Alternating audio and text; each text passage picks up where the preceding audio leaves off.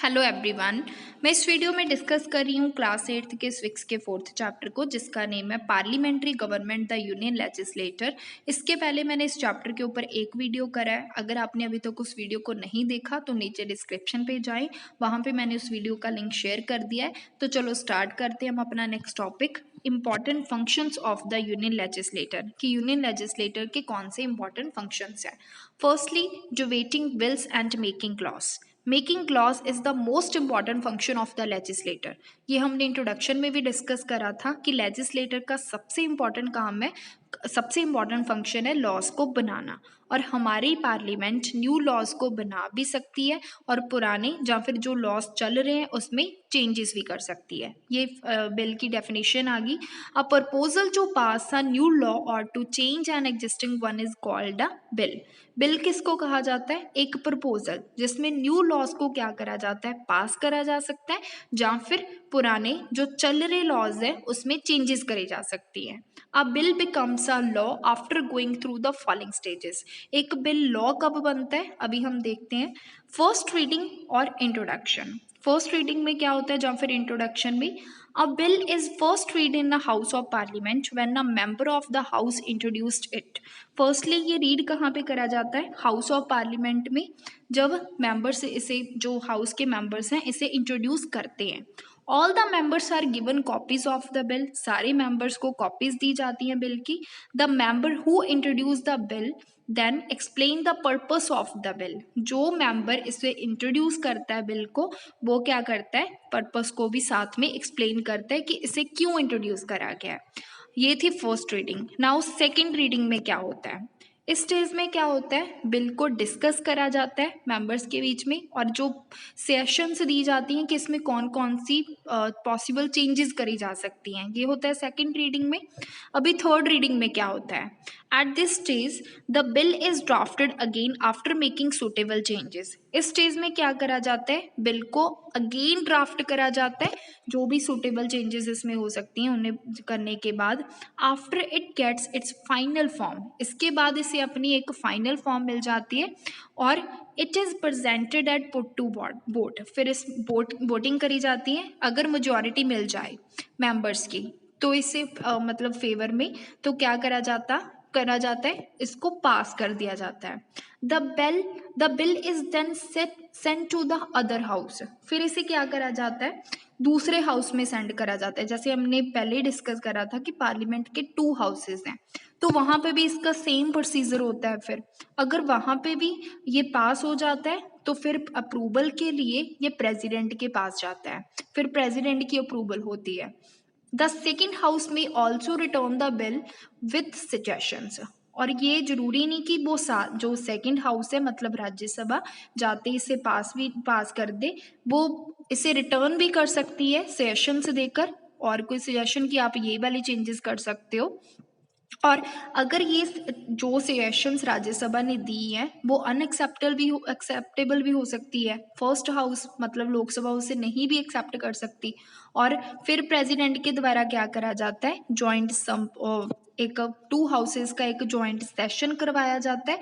If the bill is passed by the joint session it is sent for the president assent. अगर फिर ये joint session में ये पास हो जाए तो फिर क्या करा जाता है, फिर इसे बिल को भेजा जाता है प्रेसिडेंट के पास, और प्रेसिडेंट क्या करता है, साइन करता है इसके ऊपर। साइन भी कर सकता है या फिर इसे सजेशंस के लिए वापस भी भेज सकता है। और अगर वो बिल वापस आ जाए, अगर जो पार्लियामेंट में, the parliament then returns the bill to president with or without the suggested changes. जो प्रेसिडेंट ने सेशंस दी हैं वो उनके ऊपर डिपेंड करता है, लोकसभा के ऊपर, कि उन्होंने वो वाली सजेशन जो दी हैं वो उसमें उन्हें अपना के चेंजेस करनी है कि नहीं करनी, वो उनके ऊपर डिपेंड होता है। When the bill is so return the president has to sign it. अगर वो प्रेसिडेंट को वापस रिटर्न कर दिया जाए तो प्रेसिडेंट को उसके ऊपर साइन करना ही पड़ता है। The bill when signed by the president becomes a law henceforth it is called act. जब इसके ऊपर जो बिल है, जब उसके ऊपर प्रेसिडेंट के साइन हो जाते हैं तो वो क्या बन जाता है, लॉ बन जाता है और इसे हम एक्ट भी कह सकते हैं। इसीलिए हम कह सकते हैं भले जो लोकसभा है वो लोअर हाउस है और जो राज्यसभा है अपर हाउस है, लेकिन फिर भी लोकसभा के पास बहुत ज़्यादा पावर्स होती हैं, वो बहुत ज़्यादा पावरफुल होता है as compare to Rajya Sabha. So now next topic हमारा law making powers of parliament, कि पार्लियामेंट के पास कौन सी लॉ मेकिंग पावर्स होती है। The constitution has divided law making powers between the parliament and the state legislators. जो हमारा कॉन्स्टिट्यूशन है, इंडियन कॉन्स्टिट्यूशन, उसने लॉ मेकिंग पावर्स को क्या करा हुआ है, डिवाइड करा हुआ है between parliament and the state legislators. Parliament के बीच में और स्टेट लेजिस्लेटर्स के बीच में पावर्स को डिवाइड करा हुआ है। जो पार्लियामेंट है वो अलोन क्या करता है, जो सब्जेक्ट्स है नेशनल इंपॉर्टेंस के, मतलब कि कंट्री की इंपॉर्टेंस है, जो पूरे नेशन के लिए जो सब्जेक्ट्स हैं वो क्यों कौन बनाता है, पार्लियामेंट बनाता है, अकेला बनाता है। इसमें इसे कौन सी लिस्ट कहा जाता है, which are mentioned in a list called a union list. और इस जो नेशनल इंपॉर्टेंस के जितने भी मैटर्स, जितने भी सब्जेक्ट इसमें इंक्लूड करे जाते हैं, उस लिस्ट को क्या कहा जाता है, union list. These subjects include defence. ये थोड़ी सी एग्जांपल दी हुई है कि इन सब्जेक्ट्स में क्या क्या हो सकता है। डिफेंस हो सकता है, फॉरेन रिलेशंस और banking, post, telegraph, railways, Airways, shipping etcetera, ये सारे एग्जांपल्स हैं यूनियन लिस्ट की। और ये किसके द्वारा सारे लॉज बनाए जाते हैं इन सब्जेक्ट्स के ऊपर, पार्लियामेंट के द्वारा, जो नेशनल इंपॉर्टेंस के होते हैं। नाउ नेक्स्ट आ गया, जो पार्लियामेंट है वो और कौन से लॉज भी बना सकती हैं, जो कॉन्करेंट लिस्ट में आते हैं। यहाँ पे हमने यूनियन लिस्ट के बारे में डिस्कस करा था, यहाँ पे कॉन्करेंट लिस्ट। इसमें क्या होता है, इसमें पावर शेयर किसके साथ करी जाती है, it shares this power with the state legislators. साथ में अपनी पावर्स को स्टेट लेजिस्लेटर के साथ शेयर करा जाता है, मतलब कि स्टेट्स के साथ। और some subjects on the concurrent list are marriage, divorce, education, electricity and factories. ये सारे सब्जेक्ट्स हैं, जैसे मैरिजेस होगी, डाइवोर्स, एजुकेशन, इलेक्ट्रिसिटी, फैक्ट्रीज, ये सारे आते हैं कॉन्करेंट लिस्ट में। यहाँ पे एक ही है कि ये नेशनल इंपॉर्टेंस के लिए पूरी कंट्री के लिए होता है, इसमें पावर साथ में स्टेट के साथ शेयर करी जाती है। और next, the parliament can make laws even on subjects mention in the state list. और पार्लियामेंट उन लॉज को भी बना सकती है साथ में जो सब्जेक्ट्स स्टेट लिस्ट में मेंशन करे जाते हैं। स्टेट लिस्ट में कौन से सब्जेक्ट्स होते हैं, जो स्टेट के साथ रिलेट करते हैं। और laws on state list subjects such as public, कौन कौन से होते हैं स्टेट लिस्ट में, जैसे हेल्थ हो गया पब्लिक की, लॉ एंड ऑर्डर, एग्रीकल्चर, ये सारी चीजें जो स्टेट लेजिस्लेटर में होती हैं, ये स्टेट के साथ रिलेट करती हैं। जो फर्स्ट था यूनियन लिस्ट, जो नेशनल इंपॉर्टेंस के साथ, मतलब कि पूरी कंट्री के लिए। कॉन्करेंट लिस्ट जिसमें स्टेट की पावर्स को भी साथ में शेयर करा जाता है, स्टेट के लिए भी, क्योंकि दोनों की होती हैं यहाँ पे। और जो थर्ड आ गया, जो स्टेट लिस्ट होती है, इसमें जो स्टेट के लिए लॉज बनाए जाते हैं, जो स्टेट के लिए सब्जेक्ट्स होते हैं, जो स्टेट लिस्ट में इंक्लूड होते हैं, उसके लिए भी पार्लियामेंट लॉज बना सकती है। The parliament has residuary powers, parliament के पास साथ में रेसिड्यूरी पावर्स भी होती हैं। ये बहुत इंपॉर्टेंट क्वेश्चन है। इसमें क्या होता है, this means it alone has the right to make laws on subjects. जो पार्लियामेंट है उसके पास अब खुद के पास राइट होता है कि वो लॉज बना सकें जो मैटर किसी भी लिस्ट में मौजूद नहीं होते, भले वो यूनियन लिस्ट हो, भले वो कॉन्करेंट, भले वो स्टेट लिस्ट हो, किसी में भी ना इंक्लूड हो। तो हमारा नेक्स्ट टॉपिक अभी आ गया controlling the governments finance. Very important. Every year the government has to place its budget.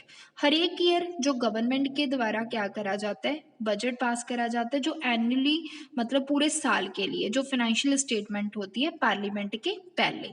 और ये बजट होता है कि गवर्नमेंट का एक्सपेक्ट करा जाता है कि गवर्नमेंट को कितनी इनकम होगी और कितना पूरे साल का खर्च होगा, उसी बेस के ऊपर ये बजट तैयार करा जाता है। और साथ में इस बजट के साथ साथ में इसके बिना क्या करा जाता है, गवर्नमेंट क्या इंट्रोड्यूस करती है, फिनांस बिल को इंट्रोड्यूस करती है। इस बिल में क्या होता है, proposals for new taxes and also for changes in existing taxes, कि जो प्रपोजल्स कि न्यू टैक्स कौन से इंट्रोड्यूस करने, उनके लिए प्रपोजल होती है। और जो पुराने, जो पहले चलते आ रहे हैं टैक्सेस, उसमें कौन सी चेंजेस ला करानी है। To meet the government's planned expenses, जो गवर्नमेंट ने अपना बजट यहाँ पे तैयार करा है, उसी बेस पे जो प्लानिंग करी हुई है उन्हें next, if these proposals fall to get the parliament's approval the government has to resign. अगर ये प्रपोजल फेल होते हैं, पार्लियामेंट की अप्रूवल नहीं मिलती, तो गवर्नमेंट को क्या करना पड़ता है, रिजाइन देना पड़ता है। नेक्स्ट टॉपिक हमारा कीपिंग द मिनिस्टर्स अकाउंटेबल, कि मिनिस्टर्स को कैसे अकाउंटेबल के साथ, ये जो गवर्नमेंट जो मिनिस्टर्स हैं वो अकाउंटेबल का मीनिंग क्या होता है, रिस्पॉन्सिबल होते हैं। The ministers who run the government, जो मिनिस्टर्स गवर्नमेंट को चला रहे हैं वो किसके सामने अकाउंटेबल होते हैं, रिस्पॉन्सिबल होते हैं, जिम्मेवार होते हैं, पार्लियामेंट के सामने। जो एमपीज होते हैं, एमपीज हमने ऑलरेडी डिस्कस करा था, members of parliament have the right to debate and criticise government. उनके पास क्या होते, कौन सा राइट होता है, डिबेट करने का, वो डिबेट भी कर सकते हैं और गवर्नमेंट को क्रिटिसाइज भी कर सकते हैं, मतलब गवर्नमेंट की पॉलिसीज की आलोचना भी कर सकते हैं। And the right to question ministers about the actions of the government, वो गवर्नमेंट जो मिनिस्टर्स हैं उन्हें क्वेश्चंस भी कर सकते हैं कि जो आपने एक्शंस लिए हैं कि वो सही भी हैं कि नहीं, और जो गवर्नमेंट के मतलब कि वो क्वेश्चनिंग भी कर सकते हैं जो मिनिस्टर्स कोई भी एक्शंस वगैरह लेती हैं।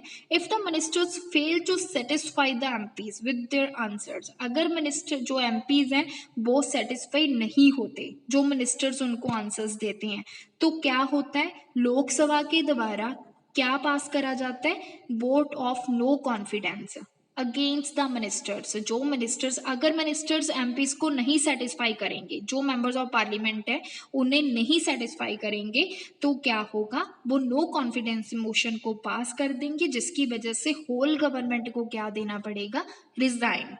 Next topic, removing high officials. The parliament can according to procedures mentioned in the constitution impeach, remove from office the president and the vice president of the India.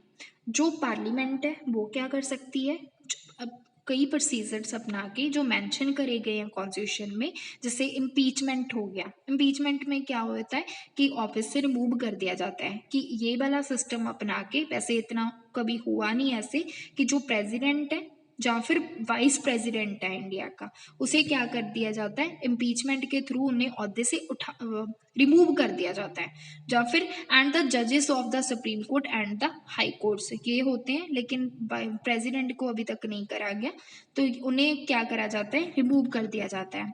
तो next, approving amendments to the constitution, की amendment क्या होती हैं, जो constitution में amendments changes करी जाती हैं।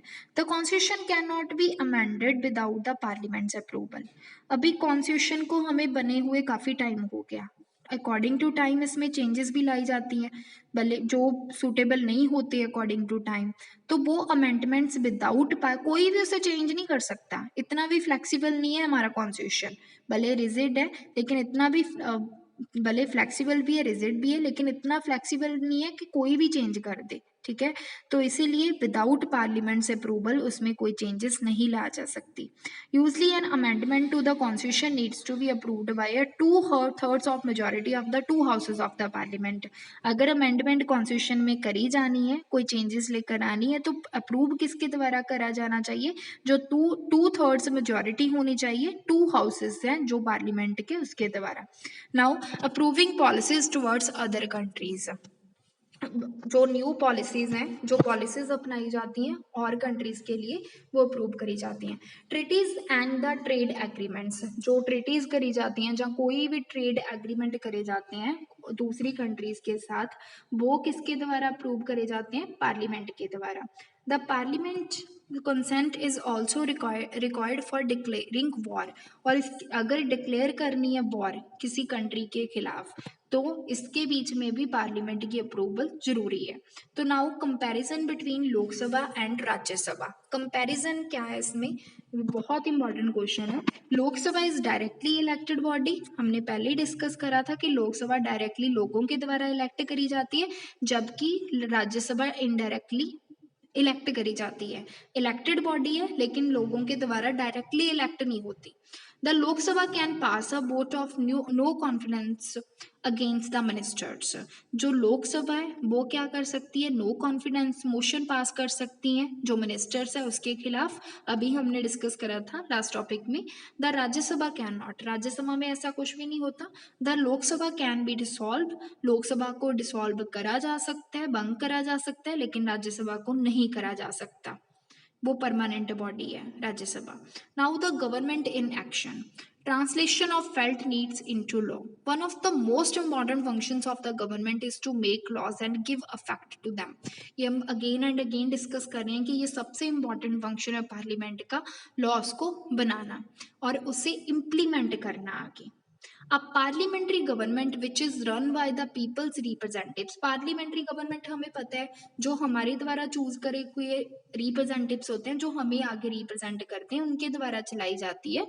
तो must make laws that meet the needs of the people, वो कौन से लॉज बनाती हैं जो लोगों की डिमांड्स को पूरा करते हैं। At that time when our constitution, जब हमारे कॉन्स्टिट्यूशन को फ्रेम करा गया था, तो वहां पे उस टाइम पे ये स्ट्रॉन्ग नीड थी कि फेयर डिस्ट्रीब्यूशन करा जाए वेल्थ का।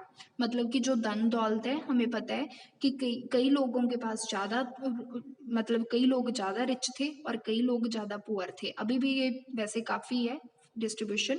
तो उस टाइम पे ये फेयर डिस्ट्रीब्यूशन की ज़रूरत थी। तो क्या करा गया था, there was also a need to minimize inequalities of status, कि जो इनक्वालिटीज़ हैं रिच एंड पुअर के बीच में जो गैप है उसे ख़त्म करने के लिए, जो इनक्वालिटीज़ हैं स्टेटस में, लोगों को, सोसाइटी को अपॉर्चुनिटीज देने की जरूरत थी कि उन्हें मौके प्रोवाइड करे जाएं कि ये वाला जो डिफरेंस है वो कम करा जाए। तो हमारे कॉन्स्टिट्यूशन ने क्या करा था, क्या प्रोवाइड करे थे, डायरेक्टिव प्रिंसिपल्स। जो डायरेक्टिव प्रिंसिपल्स में इंट्रोड्यूस करा गया था, इसमें कई सारी ऐसी गाइडलाइंस थी जिसे बाद में लॉ में कन्वर्ट कर दिया गया था कि लोगों के इसमें क्या करे जाए, वेलफेयर करे जाए। Now people's role in demanding laws, कि लोगों का क्या रोल है लॉस को डिमांड करने में। If the government fails to make laws to meet the needs of the people, अगर गवर्नमेंट फेल होती है कि जो लॉ बनाए हैं लोगों की डिमांड्स को, लोगों की नीड्स को नहीं पूरा कर रहे, तक तो लोग क्या करते हैं, गवर्नमेंट के ऊपर प्रेशर भी डाल सकते हैं।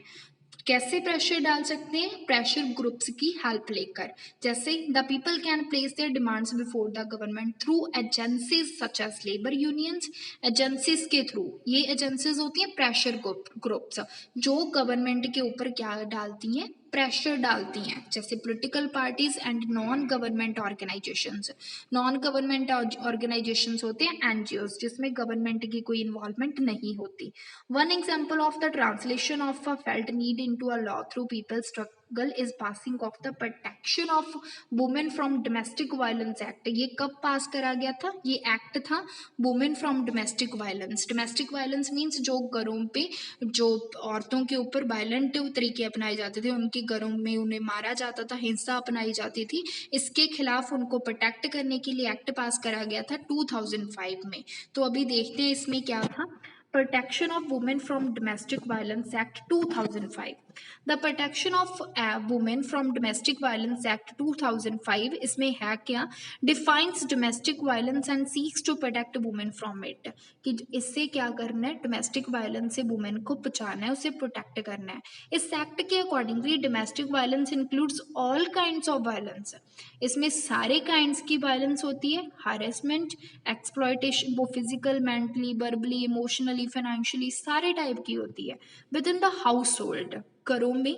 The act also gives the victim the right not to be thrown out of the house and right to get payment for meeting expenses और फॉर लॉसेस सफर्ड, कि सारा जितना भी उनका नुकसान हुआ है, जहाँ उन्हें पेमेंट भी देनी पड़ेगी, जितना भी खर्च होगा, या जितना भी उनका लॉस हुआ है वो सारा पे करना पड़ेगा। एंड मैनी उन्हें सजा भी दी जाती है। Many organisations working for women's welfare, और बहुत सारी अनदर ऑर्गेनाइजेशंस भी बनी हैं जो वुमेन की वेलफेयर के लिए, वुमेन की भलाई के लिए बनाई गई हैं। And for a long time felt that need for a law to be passed against domestic violence. Their campaign gained strength during the 1990s। इसमें अगर हम ये कह सकते हैं कि स्ट्रेंथ कब मिली थी इस कैंपेन को, 1990s के टाइम में, जब जो लॉयर्स थे वो इकट्ठे हुए थे, जो ग्रुप ऑफ लॉयर्स थे, जहाँ लॉ के जितने भी स्टूडेंट्स थे, सोशल एक्टिव्स थे, जितने भी सोशल एक्टिव्स थे, working for social change through law, drafted a bill for checking domestic violence, ये सारे उस टाइम पे तरीके अपनाए गए। This bill modified after discussions with representatives of the government and prominent women's group. इस बिल को बाद में मॉडिफाई करा गया, बहुत सारी डिस्कशन करी गई डिफरेंट अलग अलग रिप्रेजेंटेटिव्स के साथ जो गवर्नमेंट के थे, या फिर जो एक्टिव वुमेन थी उस टाइम की, एक्टिव वुमेन ग्रुप्स थे, जो प्रोमिनेंट वुमेन ग्रुप्स थे, was introduced in the parliament. इससे पार्लियामेंट में इंट्रोड्यूस करा गया और बाद में इसे फाइनली जाके 2005 में इम्प्लीमेंट करा गया, मतलब पास करा गया पार्लियामेंट में। और अफेक्ट में कब आया था, पास करा, ये भी आपको पूछा जा सकता है कि पास कब हुआ था। पास हुआ था अगस्त 2005 में और इसे इफेक्ट में लेकर आया गया था 2006 में। नाउ इम्प्लीमेंटेशन ऑफ लॉज, कि इम्प्लीमेंट कैसे करा जाता है। The making of laws by the legislator is ineffective if executive does not take strict steps to give effect to the laws. हम अगेन एंड अगेन डिस्कस कर रहे हैं कि लेजिस्लेटर लॉज को बनाता है, लॉ मेकिंग बॉडी है, लेकिन वो लॉज को इम्प्लीमेंट नहीं करता। ये किसका काम है, एग्जीक्यूटिव का। हम ऑर्गन्स ऑफ गवर्नमेंट को पिछले टॉपिक्स में भी हमने डिस्कस करा है चैप्टर्स में कि ऑर्गन्स ऑफ गवर्नमेंट में फर्स्ट ऑर्गन होता है गवर्नमेंट का लेजिस्लेटर, जो लॉज को बनाता है। सेकंड होता है एग्जीक्यूटिव, जो क्या करता है, लॉज को इम्प्लीमेंट करता है। ठीक है, ये ऑर्गन्स ऑफ गवर्नमेंट में। तो इसीलिए जो स्ट्रिक्ट स्टेप्स किसके द्वारा स्ट्रिक्ट अपनाई जाती हैं, एग्जीक्यूटिव के द्वारा। However in doing so the executive must remember that the purpose of laws is to benefit the society. यहाँ पे एक एक पर्पस है लॉ, इन लॉज को बनाने का, कि सोसाइटी की बेनिफिट करना, सोसाइटी की वेलफेयर करना, इसे खत्म ना करना। The people must also cooperate with the government to make laws effect. यहाँ पे लोगों की भी जरूरत है कि भी लोगों के साथ, गवर्नमेंट के साथ कोऑपरेट करें, तभी लॉज इफेक्टिवली पास हो सकते हैं। The people have the right to criticize a law that they find unfair। और लोग ये भी कर सकते हैं, उनके पास ये राइट भी है कि वो क्रिटिसाइज करें कि लॉज का, जो उन्हें लगता है कि अनफेयर लॉज है, उनकी भलाई के लिए नहीं है, उनको नुकसान पहुंचाते हैं, तो वो उसका विरोध भी कर सकते हैं। और इसके इट्स थ्रू लॉफुल मेथड्स, कि वो प्रोटेस्ट करें लेकिन लॉफुल मेथड्स अपना के। The government may then change the law if necessary. Government उसे चेंज भी करेगी अगर उन्हें लगे गवर्नमेंट को कि चेंज की ज़रूरत है। Municipal laws against street vending are often criticised. पहले क्रिटिसाइज करे गए थे जो स्ट्रीट वेंडिंग के खिलाफ। और these laws are intended to help people by reducing street congestion and improving hygiene। इसीलिए ये उस टाइम पे अपनाए गए थे। but they also deprive people of useful services of the abundance and rob the vendors of the means of livelihood। और उस time